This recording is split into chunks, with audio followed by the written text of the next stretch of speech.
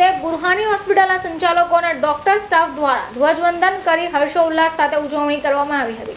70મા પ્રજાસત્તાક દિવસની ઠેર ઠેર ધામધૂમપૂર્વક ઉજવણી કરવામાં આવી ત્યારે સુરત શહેરમાં પણ ધ્વજવંદનની સાથે સાથે વિવિધ સાંસ્કૃતિક કાર્યક્રમો યોજાયા હતા।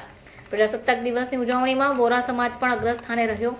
સુરતમાં વર્ષોથી રહેલા સ્વાસ્થ્ય માટે નિસ્વાર્થ તબીબો દ્વારા સેવા અપાતી બુરહાની હોસ્પિટલ દ્વારા ધ્વજવંદનનો કાર્યક્રમ યોજાયો હતો। સવાર હોસ્પિટલના સંચાલક શમ્પીરભાઈ હસનૈન કોકવાલ તેમજ હોસ્પિટલમાં જ ફરજ બજાવતા તબીબો સાથે મળી ધ્વજવંદન કરાયો હતો।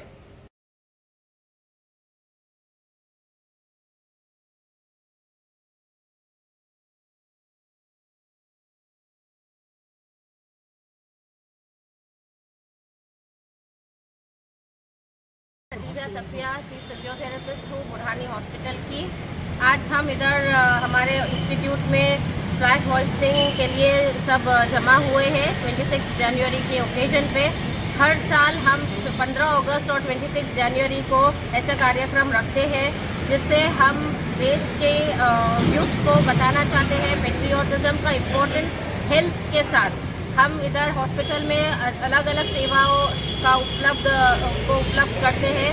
इधर हर डिपार्टमेंट है, मल्टी स्पेशलिटी हॉस्पिटल है और इसके साथ हम हमारे जो देश के लिए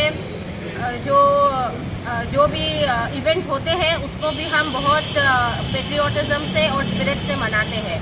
हम सब इधर स्टाफ, डॉक्टर्स, कंसल्टेंट सब जमा होके हम फ्लैग होइस्टिंग करते हैं और हम यही मैसेज देना चाहेंगे कि आप जो भी फील्ड में हो, देश के लिए जो भी इवेंट होता है उसको सब मिल के और स्पिरिट से मनाएं।